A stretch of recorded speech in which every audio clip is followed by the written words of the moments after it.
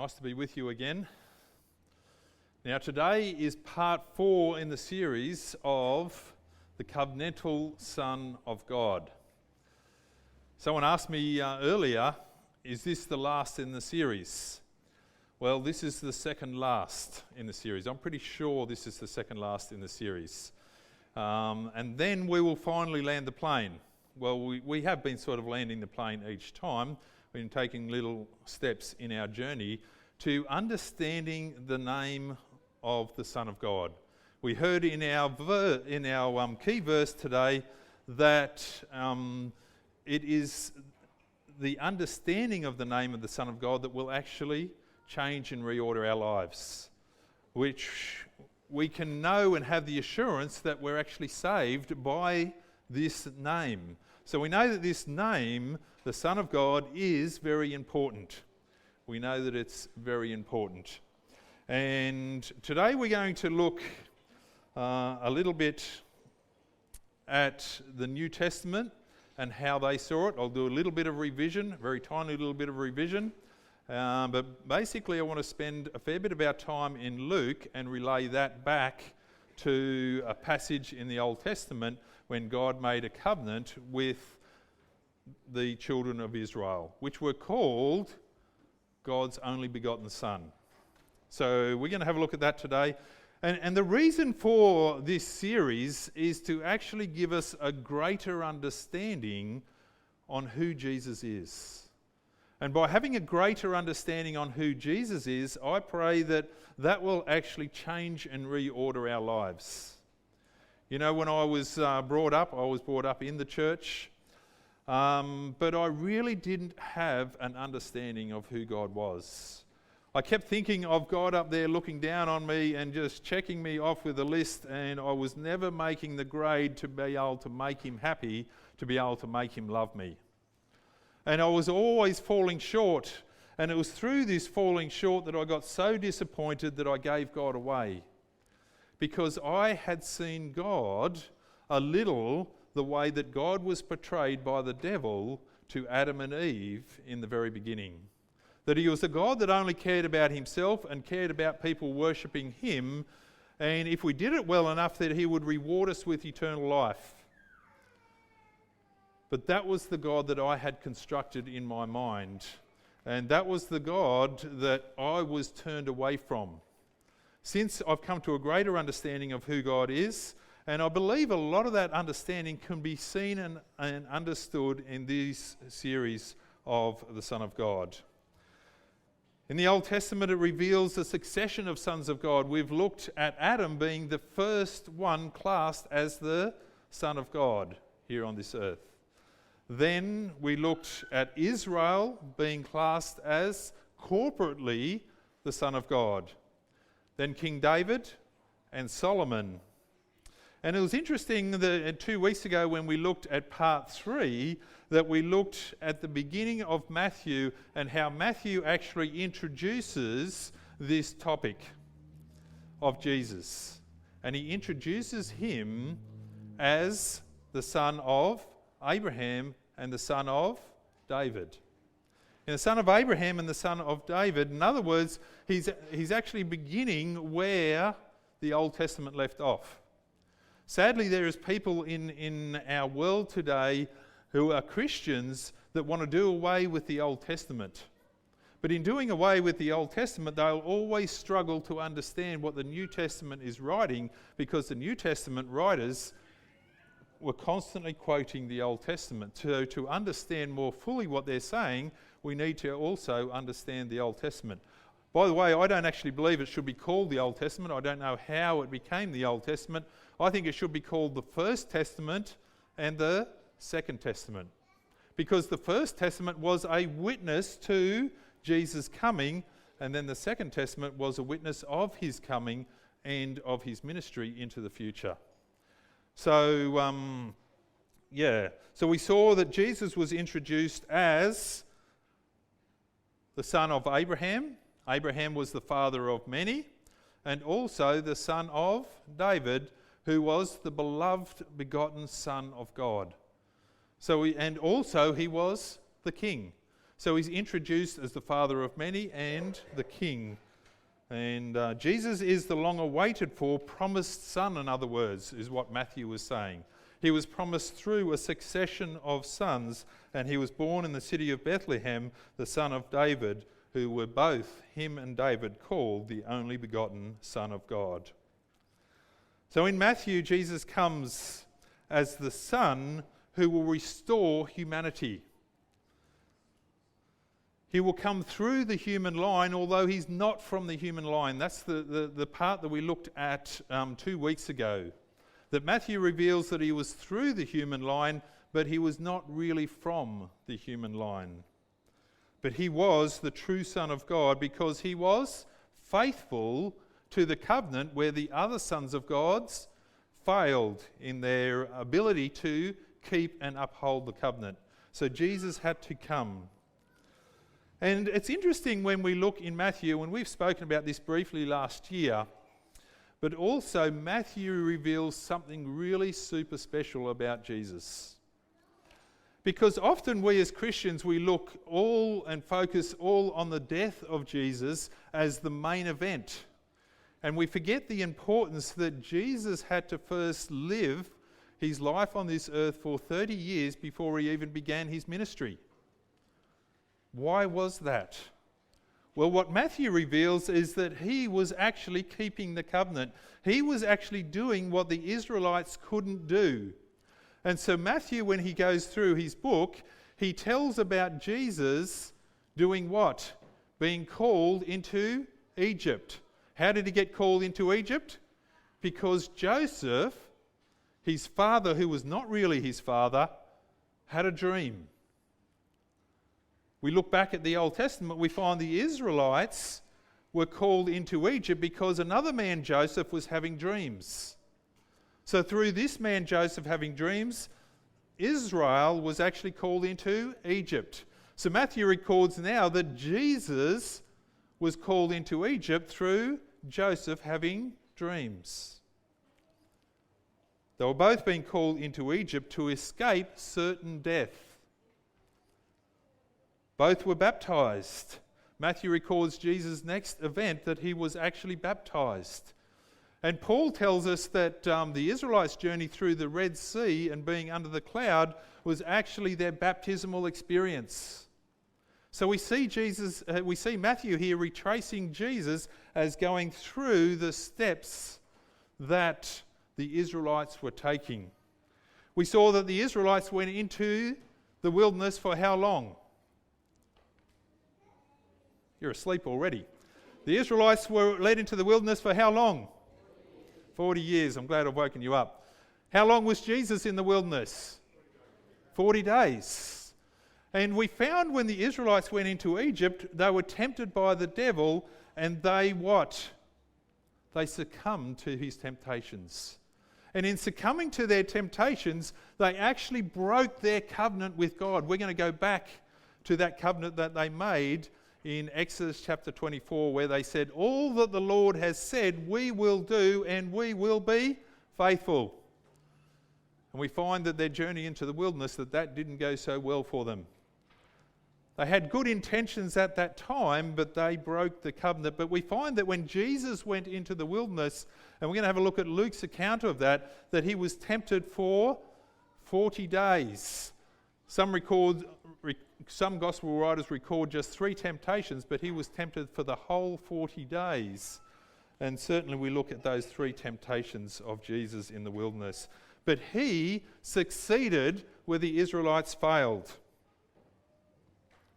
We find that on the Mount Sinai, that the commandments were given. We find that Jesus, after he came out of the wilderness, he went up onto the mountain and he retold the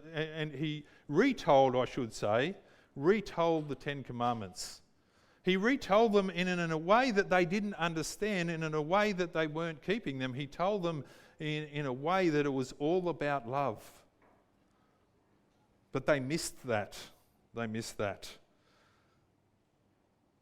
We find that the Israelites were led into their promised land by who?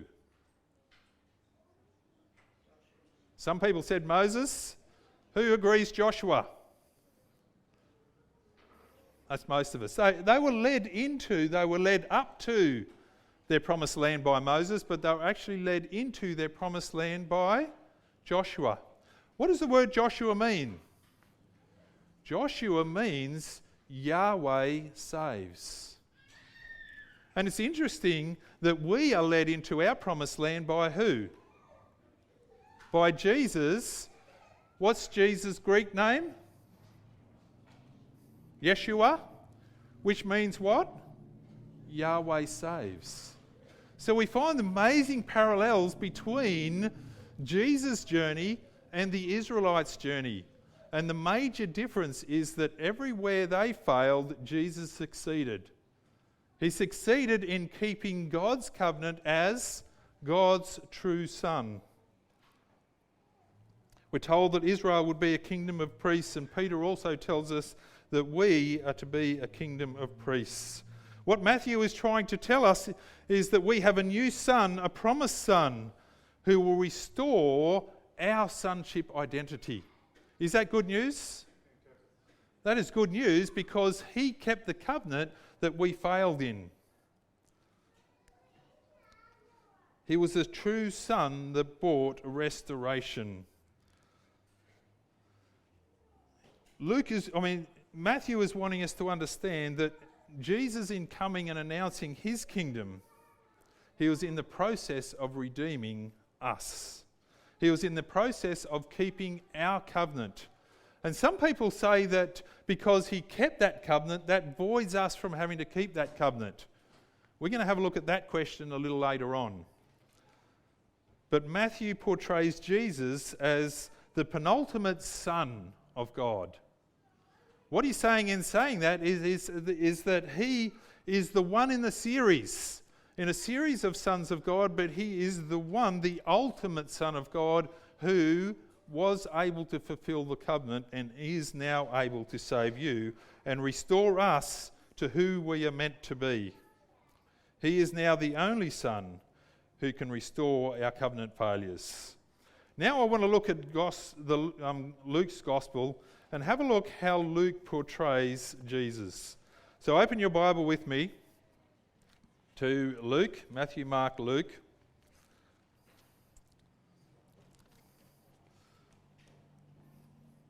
And we're going to begin in Luke chapter 1.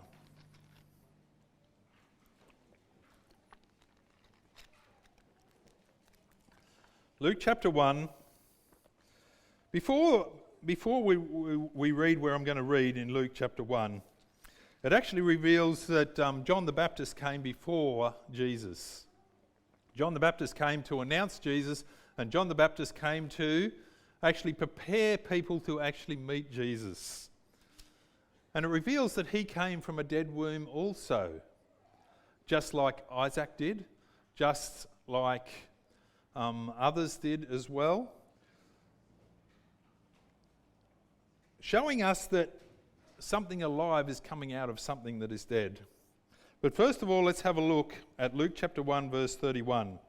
Luke chapter 1 verse 31 says, "Behold, you will conceive in your womb and bring forth a son, and you shall call his name Jesus." Now this is the angel speaking to Mary, and he's telling Mary that you're going to have a son and you're going to call him Jesus. In other words, Yeshua, that God saves. God saves. God saves through Jesus. Verse 32, it says, "He will be great," and notice the words here, "and will be called." In other words, will be called is what? It's future tense. So a name that's actually going to be given to him is he will be called the Son of the Highest, and the Lord will give him the throne of his father David. And certainly to David he said, your kingdom will be a kingdom that lasts forever. In verse 33 he said, he will reign over the house of Jacob forever, and his kingdom, and of his kingdom there will be no end. And Mary said to the angel, how can this be, since I don't know a man? In other words, she knew how babies were conceived. She was really clear on the process, and she said, well, how is this going to happen? And the angel says, the Holy Spirit will come upon you. The power of the highest will overshadow you. Therefore, the Holy One who is to be born, notice the language again, will be called the Son of God. Will be called the Son of God. When was Jesus termed the Son of God? We notice when we look at this terminology, the Son of God, it was actually given to him here for the very first time, predicting his birth. He's going to be called the Son of God. So this terminology, the Son of God, was taken on at his birth. It was also given to him earlier. But in the Old Testament, we don't seem to have an understanding much of the name, the Son of God. Yes, it is alluded to, and one of those passages that I want us to look at this morning is Isaiah. So go with me, keep your finger in Luke because we're coming back there. But Isaiah chapter 9, a well-known passage, predicting 600 years beforehand of Jesus' birth. Isaiah chapter 9, and I'm going to start in verse 6. For it tells us here, it says, for unto us a child is born. Who's the us there? The Israelite nation, or God's people. For unto us a child is born, unto us a son is given. And the government will be upon his shoulder, and his name will be called Wonderful Counselor, Mighty God, Everlasting Father, Prince of Peace. So we find that this one that is to be called the Son in Luke here is actually the Everlasting Father, the Prince of Peace. He is the Counselor. He is God himself. It is making us really clear that this person who is to be born did have a life beforehand. Going back to Luke chapter 1, I want us to go down to verse 54. And it says there, he has helped his servant in remembrance of his mercy. Here is telling us that God is a merciful God and he's helped his son. We're going to look at how he has helped his son shortly. Helped us through his son. Verse 55 said, as he spoke to our fathers, to Abraham and to his seed forever. The promise was given to Abraham, who was the father of the Israelite nation, that through your seed, someone is going to come. Through your seed, this person that comes will bless all nations. Come down to verse 72. 72, it says, to perform the mercy promised to our fathers and to remember his holy, what's the word? To remember his holy covenant. What was the covenant? Is there two sides to a covenant? There's two sides to a covenant. So what was our part? To keep God's law. And what was God's part? That he was going to come and redeem us. So he remembered his covenant that he was going to do this, we were going to do this. Now we broke that covenant, didn't we? So justice in breaking that covenant means what? That we have to be shut out from the covenant. Ken wasn't very helpful for me 2 weeks ago when I was talking about going and staying in his shed and paying him rent and then not paying him rent. I said, he'll kick me out. And he said, no, I won't. He should have kicked me out because I broke the covenant. And here, for God to be a just God, if he says this is how it is, then that's how it should happen. Do you agree? You've just sent yourself to death. Do you get that? You've actually just sealed your fate, because if God says this is how it has to be and it doesn't be, the only way that it can be something different is that God says, hey, I'm going to be merciful and I'll actually keep the covenant that you couldn't. Not only would I do that, but then I'll pay the consequences for your breaking of the covenant. So here we have this situation where we talk about mercy and justice. When mercy and justice come together, mercy and justice comes together at the cross of Jesus Christ. He had to pay the consequences of our sin. But first he had to keep the covenant perfect to be able to be the Son of God, to be able to do that. And so here, I love the way Luke puts it. He says, to perform mercy promised to our fathers and to remember the Holy Covenant. The only way that he could justly keep who he is by keeping the covenant for us. Verse 73 says, the oath which he swore to our father Abraham. Come over to chapter 2 and verse 11. Chapter 2 and verse 11 it says, for there is born to you this day in the city of David a Saviour who is Christ the Lord. Born to you today a Saviour who is Christ the Lord. Chapter 3 and verse 3 tells us, every valley shall be filled, every mountain and hill brought low.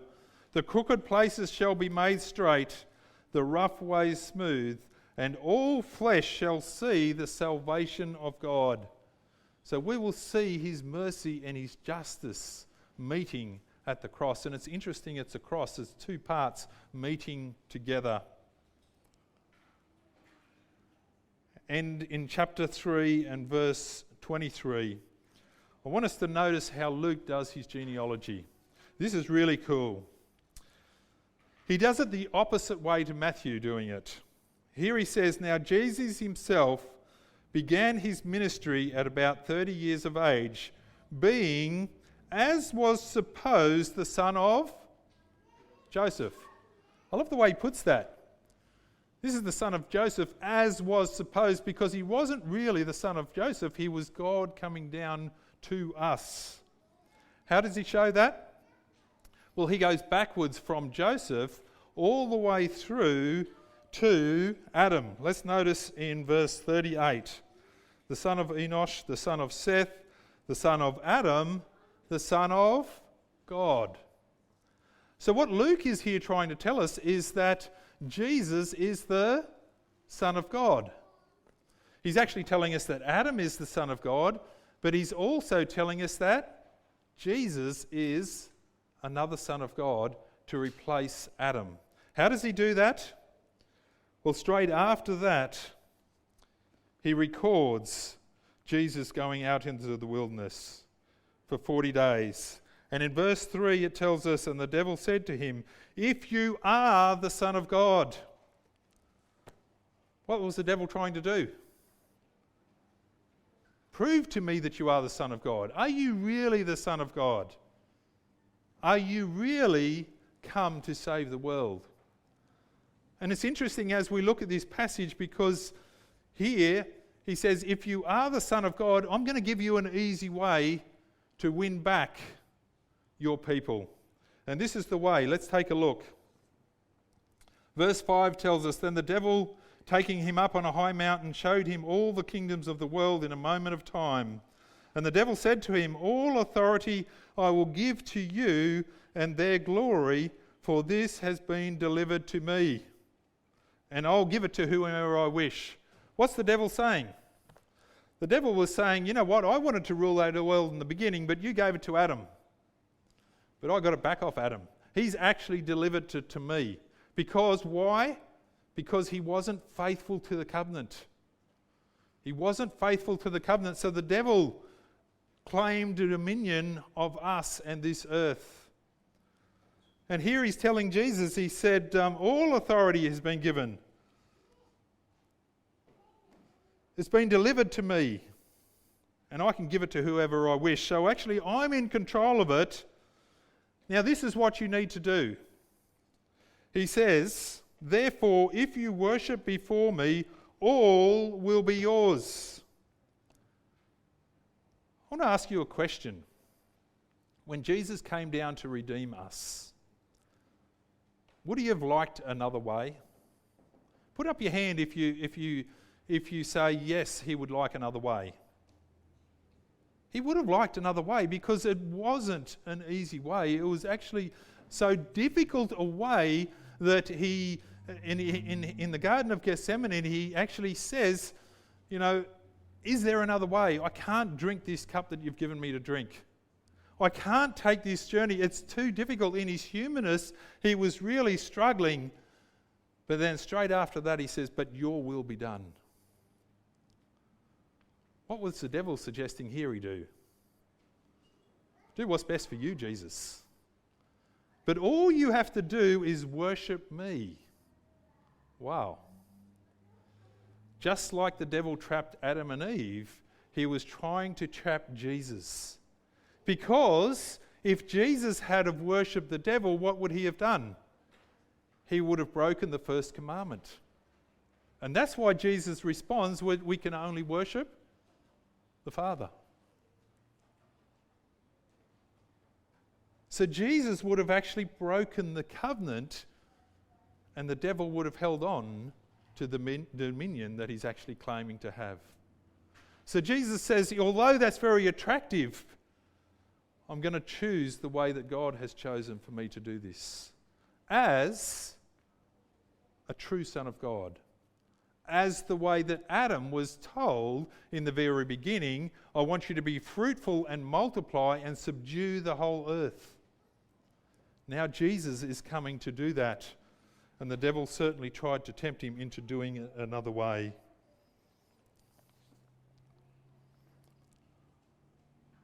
It tells us later that he brought him to Jerusalem and set him on the pinnacle of the temple and said to him, if you are the Son of God, throw yourself from here.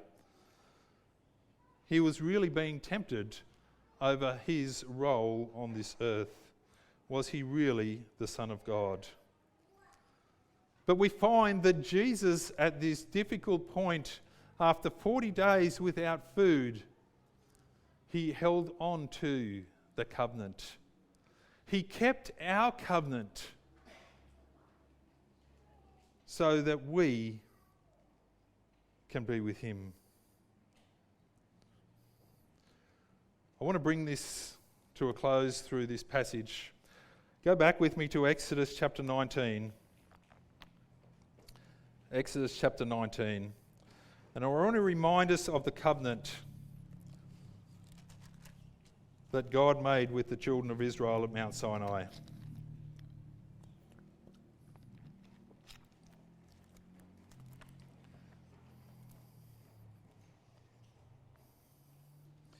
Exodus chapter 19 and verse 3. And Moses went up to God and to the Lord, and the Lord called him from the mountain, saying, thus you shall say to the house of Jacob, and tell the children of Israel, you have seen what I did to the Egyptians, and how I bore you on eagle's wings and brought you to myself. Now therefore, if indeed obey my voice and keep my covenant, then you shall be a special treasure to me above all people, for all the earth is mine. And you shall be to me a kingdom of priests and a holy nation. So here, God was asking Moses to actually outlay before the Israelites the terms of the covenant. If you will obey me and keep my covenant, then I'm going to make you a very special people. I'm going to elevate you above everybody else. How did they respond to the terms of the covenant? Whenever you make a covenant, you carefully check over the fine print. Have a look at it and see what your part of the role is and what their part of the role was. They did this. And in verse 8 they responded, then all the people answered together and said, all that the Lord has spoken, we will do.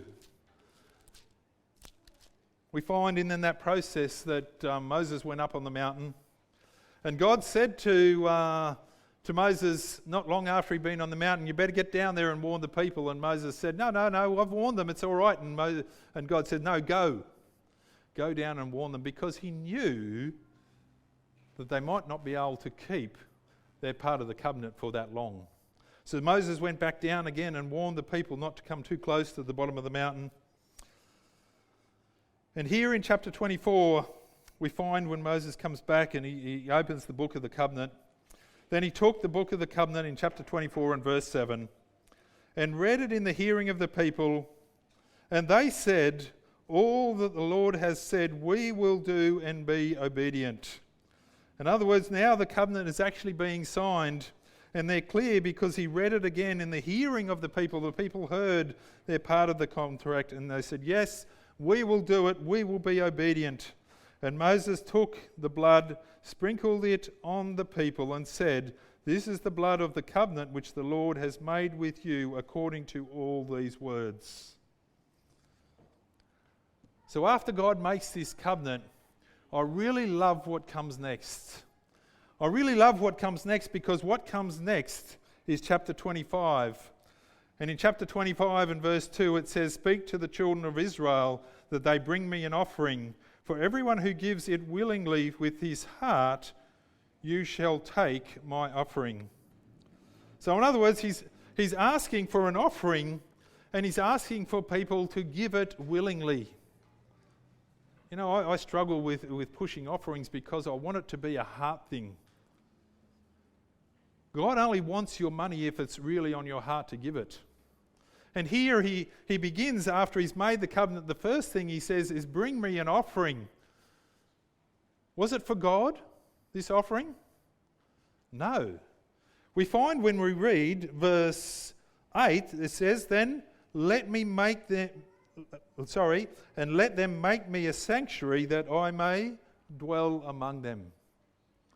The offering was for themselves so they could have God dwelling with them.